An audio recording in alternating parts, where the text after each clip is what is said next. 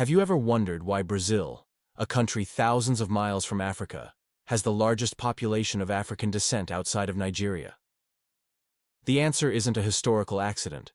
It's the story of a massive, transoceanic machine engineered over centuries, a system that turned human beings into commodities long before Brazil even existed as a country. This wasn't a short-lived experiment. It began in the early 1500s. The Portuguese crown, already experienced in enslaving Africans for its island plantations, turned its eyes to its new territory in South America. They needed labor, and lots of it, for a crop that would soon take Europe by storm: sugar. Initially, they tried to enslave the indigenous people. But it failed on an industrial scale. Indigenous populations were decimated by European diseases. They revolted often, and they could easily escape into forests they knew like the back of their hand. And while some priests defended them, declaring their enslavement a sin, that same protection was rarely extended to Africans. Why Africans? Because Portugal had already built a pipeline. For decades, they had been fortifying the African coast, mapping rivers, and making deals with local rulers. They had developed systems for rating, pricing, taxing, and inspecting human cargo. They had even crafted a twisted theology that allowed them to treat Africans as property without causing a moral scandal back home in Europe. So, Brazil simply inherited a ready-made, scalable supply of human bodies and plugged it directly into the engine of plantation capitalism.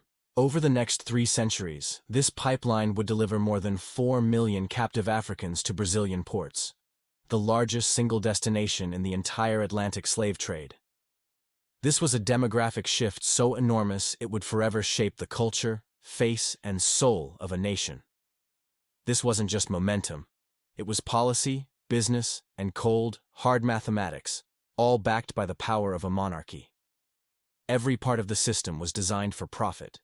The engine of this machine was, at first, sugar. Europe's craving for sweetness was insatiable, and sugarcane is one of the most brutal crops to cultivate. It demands back-breaking labor, cutting, crushing, and boiling in blistering heat. The work was so deadly that the enslaved population couldn't reproduce fast enough to replace those who died. The plantation owner's solution wasn't to improve conditions, it was to import more people. The economics of the crop itself demanded a constant, fresh supply of captives from Africa. This reveals a critical truth. The Brazilian slave trade wasn't just a byproduct of racism. Even if racism had vanished, the brutal business model of sugar production would have continued to import Africans until the entire structure of capitalism changed. The logistics of this pipeline were astonishingly sophisticated. It started in West and Central Africa. People were captured in wars, kidnapped, or taken to settle debts, often in conflicts fueled by European guns and goods. Portuguese forts along the coast acted as funnels, where captives were sorted, branded with hot irons like cattle, and packed into ships designed for human cargo. Decks were built low to prevent rebellion, chains were fixed to planks, and hatches controlled the flow of air and light. For the captives, the journey across the Atlantic was a nightmare. For the investors in Europe, it was a calculated risk. Insurance contracts priced a human life like any other piece of maritime cargo. Shockingly, it was sometimes cheaper for a captain to throw sick captives overboard and claim the insurance money than to land them alive. Those who survived the journey arrived in Brazilian ports like Salvador, Recife, or Rio de Janeiro. They were quarantined, seasoned to break their will, often rebranded and then sold at public auctions. And here, the system revealed another layer of its cruelty. An enslaved person was not just labor, but a financial instrument. A planter could buy a person, then use that same person as collateral to borrow money to buy more people. Black lives were turned into financial leverage, building a pyramid of debt and suffering. From the ports, they were sent into Brazil's interior to fuel its engines of extraction. They worked in the sugar mills of the Northeast, the gold mines of Minas Gerais, and later, the vast coffee plantations in the South. They built Brazil's cities, churches, roads, and bridges. The very physical foundation of the country was laid by enslaved hands. Then, in the 18th century, gold was discovered in a region that would be named Minas Gerais, or General Mines.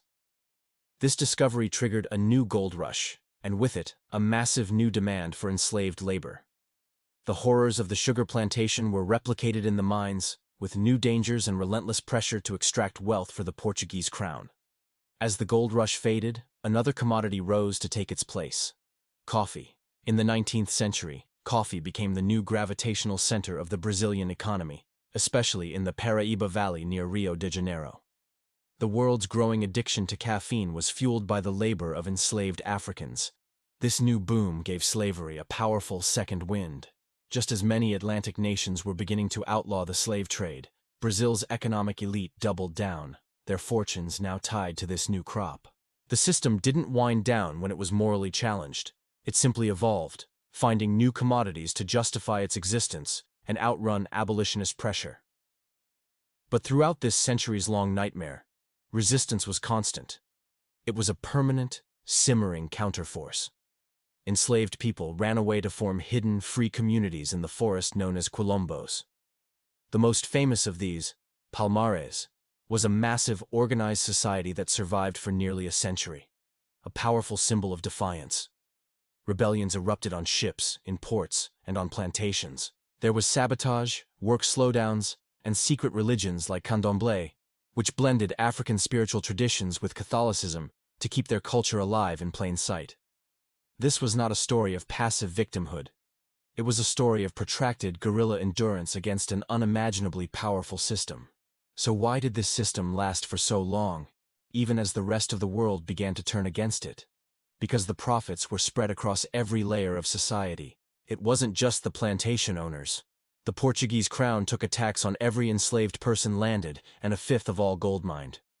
Colonial elites, ship owners, merchants, and bankers all got rich. Even small-time blacksmiths who made chains and branding irons had a stake in the system. When profit is that widely distributed, moral arguments alone are not enough to stop it. You have to destroy an entire ecosystem of incentives. The intellectual and religious justifications were just as important. The Catholic Church created a convenient loophole. If Africans were pagans, then enslaving them could be framed as a spiritual rescue mission.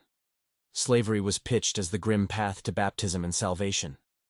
This allowed a Christian empire to run a human stock exchange without its conscience collapsing. A master who believes he is a criminal might one day repent, but a master who believes he is righteous has no reason to ever stop. The system finally began to unravel in the 19th century, not primarily from an internal change of heart, but from external pressure. Great Britain, with its powerful navy, began to enforce a ban on the Atlantic slave trade. This squeezed the supply pipeline that Brazil's economy depended on.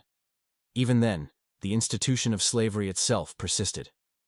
When Brazil became an independent nation in 1822, it didn't free its slaves.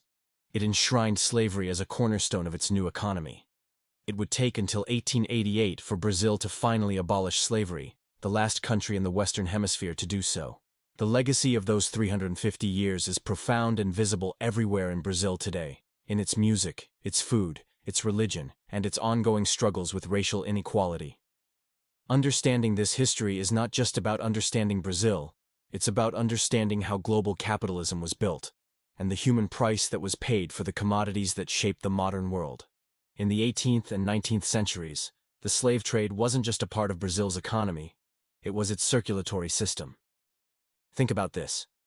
For Brazil's elite, enslaved Africans weren't just laborers. They were the single largest form of wealth. In many regions, the value of enslaved people on a plantation was higher than the value of the land itself. This means the ruling class didn't just use people to make money. They stored their fortunes as people. So, when you hear about abolishing the trade, for them, it wasn't a moral question. It was a direct threat to their entire net worth, like telling a modern billionaire their stock portfolio is about to be deleted. This is why every law, both under Portuguese colonial rule and after Brazil's independence in 1822, was designed not to free people, but to protect these human assets. Independence from Portugal wasn't about liberation for all. It was about liberating the slave owners from Portuguese taxes, while keeping their brutal labor system perfectly intact. By the early 1800s, the world was changing. Britain had outlawed the slave trade in 1807 and was using its powerful navy to hunt down slave ships on the Atlantic. Brazil, now a newly independent empire, faced immense pressure. In 1826, they signed a treaty with Britain, officially banning the international slave trade after 1830. But this ban was a complete fiction. It was a law on paper, but a lie in practice. What happened next was one of the largest operations of organized crime in history. Brazilian merchants and officials created a massive underground industry. They used fake flags on their ships, forged documents, and bribed port officials. A network of lookouts on the coast used secret signals to guide ships into hidden coves and river mouths for rapid nighttime unloading. Between 1830 and the early 1850s, over 700,000 Africans were illegally smuggled into Brazil. To put that in perspective, that number alone is more than the entire number of Africans brought to the United States over several centuries. This just goes to show that when profit is big enough, it can easily outrun a law that has no teeth. Britain wasn't happy. In 1845, they passed the Aberdeen Act, a radical law that authorized the British Navy to seize Brazilian slave ships as pirate vessels, even in international waters. This was a direct economic attack. British cruisers captured ships, freed the captives, and prosecuted the crews. But the Brazilian smugglers were resilient. They adapted. They built faster ships, spread their risk across more voyages, and moved their landing zones up and down the coast. But their greatest weapon was corruption. It was the glue that held the illegal trade together. Magistrates were paid to dismiss cases. Police were paid to look the other way. Even priests gave social cover to slaveholders, and newspapers defended the trade as a national necessity. The entire system was rigged because every institution that was supposed to enforce the ban was economically tied to the people breaking the law. During this period, Brazil was ruled by an emperor, Dom Pedro II. He was seen as a modern, forward-thinking ruler. He had the constitutional power to act, but he didn't. Why? Because his political survival depended on the powerful coffee planters, whose entire business model was built on enslaved labor. For the Brazilian state, slavery wasn't a moral wound to be healed. It was a political time bomb they were afraid to defuse. So what finally stopped the ships? It wasn't a sudden change of heart. It was a cold, hard calculation. By 1850, constant British naval pressure, combined with new pressures from international banking, was making the illegal trade too risky and too expensive. Brazilian planters also realized they could shift their strategy. Instead of buying newly imported Africans, they could focus on the forced reproduction of the millions already enslaved within Brazil. This led to the Eusebio de Queiroz law in 1850, which finally put a real end to the transatlantic trade. But let's be crystal clear. This law stopped the ships from coming, but it did not end slavery. Millions of people remained in bondage for nearly 4 more decades. The law cut off the Atlantic artery, but the heart of slavery kept beating inside Brazil. After 1850, the institution of slavery didn't weaken, it transformed. Capital that once went to buying people from ships was now redirected to an internal slave trade. Families were torn apart as people were sold from older sugar regions to the new booming coffee frontiers of São Paulo. The price of an enslaved person went up, making each individual more valuable as property, but not more protected as a human. Scarcity only disciplines a market. It doesn't create a conscience. Britain's war on the slave trade didn't magically make the Brazilian elite moral. It just changed their business model. The trade ended not because Brazil suddenly believed slavery was wrong, but because a new, more stable form of profit, without importation, became possible. For the next 38 years, Brazil's government played a double game. To the world, it pretended to be on the path to abolition. Domestically, it passed laws designed to delay freedom for as long as possible, all in the name of gradualism. But gradualism wasn't a bridge to freedom. It was a strategy to protect the planters' assets from a sudden crash. Take the law of the free womb from 1871. It declared that children born to enslaved women would be free. It sounds good, right? But the catch was that these free children were legally required to serve their mother's master until they reached adulthood. It was just a different legal costume for a lifetime of forced labor. Then there was the sexagenarian law of 1885, which freed enslaved people over the age of 60. This was a cruel joke, as the brutal conditions on plantations meant very few people even lived that long. These laws were clever illusions, designed to look like reform while changing almost nothing. Throughout this time, the government was led by ministers who were themselves part of the slaveholding elite. The system was designed to protect itself. But eventually, the ground began to shift. The world was isolating Brazil. After the American Civil War, Brazil was the last major slave nation in the Western Hemisphere. Being an outcast started to become strategically expensive, affecting international loans and treaties. At home, abolitionist movements grew louder. Enslaved people continued to resist through uprisings and escapes, and new European immigrants offered an alternative labor source for the coffee barons. Slavery, the very institution that had built the elite's wealth, was now becoming a risk to it. Finally, in 1888, the monarchy passed the Lei Áurea, or Golden Law, officially ending slavery. It was not a moment of moral leadership. It was the desperate act of the last holdout in the Western world, dragged to the finish line only after every other option had been exhausted. The law itself was minimalist.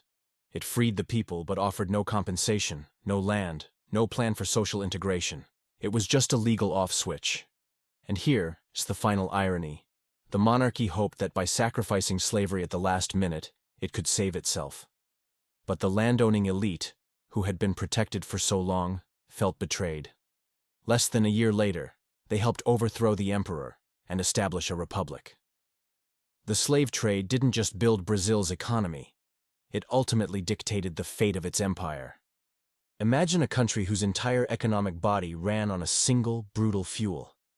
For Brazil in the 19th century, that fuel was human life. By the time the slave trade entered its final 100 years, it wasn't just a part of the economy, it was the economy. Dismantling it would have been like ripping out the nation's spine. This system wasn't just about farming. It was woven into everything: culture, law, diplomacy, even the very architecture of the cities. Slavery was the language of wealth, the blueprint for social hierarchy. The grand churches, the bustling cities, the powerful institutions, all were built on a foundation of forced labor. Picture Rio de Janeiro, the imperial capital. To walk through its streets was to see a living map of human bondage. Enslaved people powered the docks, built the aqueducts that brought water to the city, paved the grand avenues, and hauled that water to every home. They constructed government buildings and served meals inside the halls of power and the salons of the rich.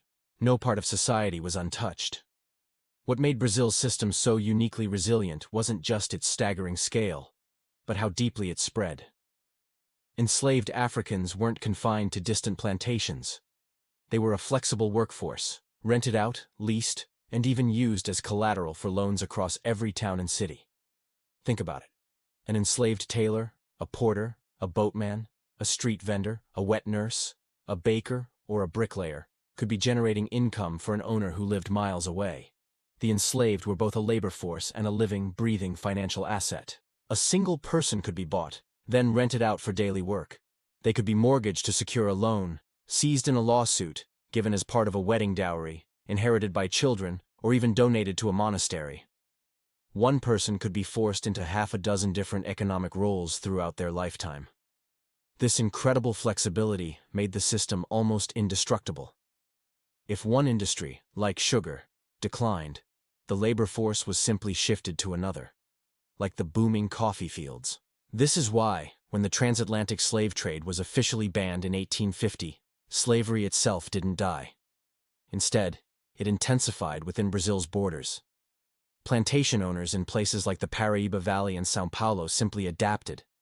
They hoarded and reallocated the enslaved people they already had, creating a massive internal market. Families were deliberately torn apart to solve cold economic equations. A strong teenage son might be sold to a coffee plantation hundreds of miles away, while his aging mother was kept for domestic work in the city. A skilled artisan in Rio could be rented out by the day, while his wife was leased to work in a textile factory. The system began to consume its own people to extend its profitable life. So why did it last so long? A huge part of the answer lies in Brazil's politics. This wasn't a democracy where the public could demand change. First, it was a colony ruled by a European king. And later, it was an empire where the land-owning aristocracy controlled everything: the laws, the police, and who got to vote. The very state was designed by the same class of people whose immense wealth depended entirely on slavery. There was no independent voice to challenge them from below. Even the newspapers and universities, places that might have nurtured abolitionist ideas, were funded by and tied to this same elite class. This created a complete ideological lock-in. The institutions that should have questioned slavery were instead busy justifying it. The legal system was a key tool for maintaining the status quo. Courts enforced contracts for the sale of human beings. Judges consistently upheld an owner's absolute right over another person's body. The police were tasked with hunting down anyone who tried to escape. City laws were written to criminalize black people simply for being in public spaces without permission.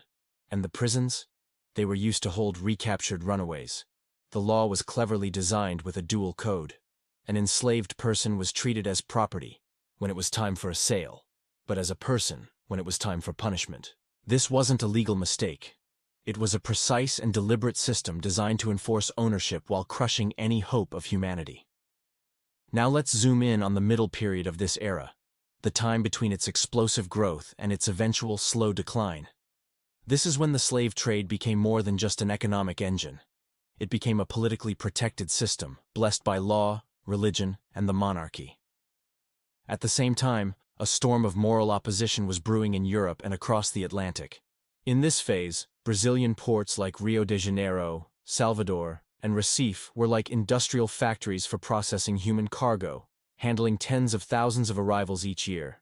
The entire country's economy, from the sugar mills in the northeast to the gold mines and coffee plantations in the south, ran on the lifeblood of African labor. What's fascinating about this mid-phase is the tense triangle of power that emerged. On one side, you had the Brazilian plantation owners and elites who desperately needed the continuous supply of enslaved people. On another side, you had the British, who were pressuring Brazil to shut the whole thing down. And caught in the middle were Brazilian politicians, trying to look compliant to the outside world while secretly keeping the profitable trade alive. By this point, the system was a well-oiled machine. It was no longer improvised. Slave voyages had detailed cost models, and even calculated for expected deaths. Contracts were signed for future shipments of people before the ships even left Africa. There were credit lines, insurance policies against the loss of cargo, and coordinated routines for quarantine, auction, and taxation in Brazilian ports. The supply side in Africa had also adapted. Local conflicts and legal systems were increasingly shaped to meet the massive demand from across the ocean. Wars were fought, and people were condemned to servitude specifically to feed this transatlantic pipeline. Meanwhile, as abolitionist ideas gained traction in London, Paris, and Philadelphia, the defenders of slavery in Brazil changed their tune. They stopped justifying it with outdated logic of conquest. Instead, they began to argue it was an economic necessity, a matter of racial destiny, and even a form of Christian paternalism. These three arguments became the standard defense for the pro-slavery mindset right up until the end. This middle period is full of paradox. The slave trade actually reached its absolute peak, right after the ideas that would eventually destroy it had already started to spread. The machine sped up even as its moral legitimacy was falling apart. This dynamic, accelerating while being condemned, is the signature of this era. Profit was used to delay reform, and that delay only multiplied the profits and the immense human suffering. This brings us to the final act of this middle phase, where the slave trade went from being legal to being clandestine.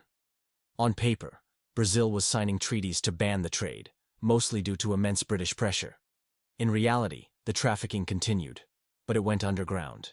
It became more secretive, more decentralized, and more fluid. This was an era of two faces. To the outside world, Brazil pretended to cooperate. Internally, a shadow network of financiers and ship captains retrofitted the entire operation to survive in the dark.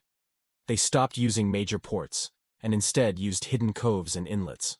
They swapped flags on their ships mid-voyage to avoid capture.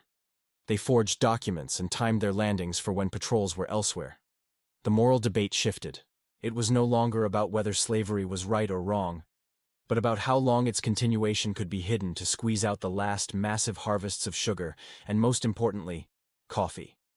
The 19th century coffee boom was rewiring Brazil's connection to the global economy, and it demanded fresh waves of forced labor. The slave trade started to look less like a state-sanctioned business and more like state-tolerated piracy.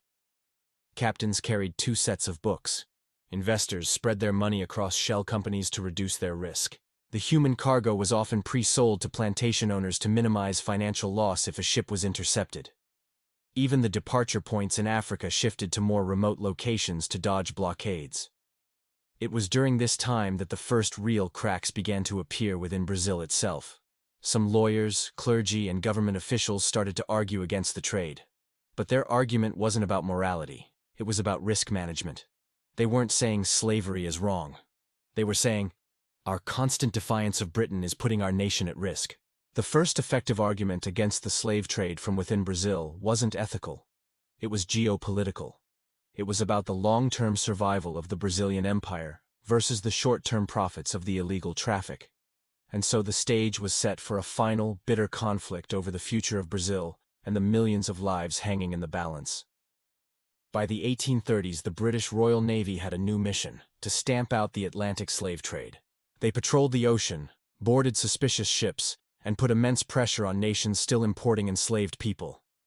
And Brazil, a newly independent empire, was right in their sights. See, Brazil was in a bind. It needed Great Britain. It needed British loans to build its new nation, British markets for its sugar and coffee, and British diplomatic recognition to be taken seriously on the world stage. So, when Britain demanded that Brazil sign treaties to end the slave trade, the Brazilian Empire agreed, on paper at least. This created a massive contradiction. The government in Rio de Janeiro was publicly promising to stop the traffic, while the country's booming economy, especially its plantations, was screaming for more enslaved African labor. For decades, Brazil lived this double life. It was an era of hypocrisy, of turning a blind eye, of laws that existed only to be ignored. Officials would sign abolitionist agreements with one hand and take bribes from slave traders with the other. But the British weren't bluffing. Their pressure campaign grew more and more intense, culminating in what was essentially an ultimatum. This is where a man named Eusébio de Queiroz enters the story. He was Brazil's powerful Minister of Justice, and in 1850 he made a cold, hard calculation. Defying Britain was becoming more costly than stopping the trade. So, he pushed through the Eusébio de Queiroz law. This wasn't just another piece of paper. This law gave the Brazilian government real teeth to finally crack down on the trafficking networks. They began seizing ships, dismantling coastal operations, and going after the powerful financiers who backed the voyages. Suddenly, the transatlantic pipeline that had funneled millions of Africans into bondage for centuries was being choked off. But let's be crystal clear about what this law did and what it didn't do. It did not free a single person who was already enslaved within Brazil's borders. All it did was cut the supply line. And that single act changed everything. Once that pipeline was severed, the entire logic of slavery in Brazil was turned on its head. Think about it. With no new people being imported, the enslaved population became a finite resource. It was now a diminishing, aging group. For the slave owners, this was a capital crisis. Each death was a direct financial loss. Each birth became a calculated economic event. The system shifted from one of relentless expansion fueled by the Atlantic trade to one of internal management and forced reproduction. This set the stage for a long, strange twilight period in Brazilian history. The slave trade was officially over in 1850, but slavery itself would persist for another 38 years, until 1888. An entire generation lived in a country where slavery was still the engine of the economy, but its source of fuel had been cut off forever. During this time, Brazil wasn't a republic. It was a constitutional monarchy ruled by Emperor Dom Pedro II. His government wasn't driven by some newfound moral clarity. It was cornered. By passing the 1850 law, they had neutralized the immediate threat of British intervention, but they had also started a clock they couldn't stop. They chose to manage a slow, controlled demolition of slavery, rather than risk the whole structure coming down at once. The end of the trade didn't mean the end of demand, though. Brazil's coffee boom was just getting started, and the coffee barons of São Paulo were desperate for labor. So, what did they do? They started buying enslaved people from other parts of Brazil.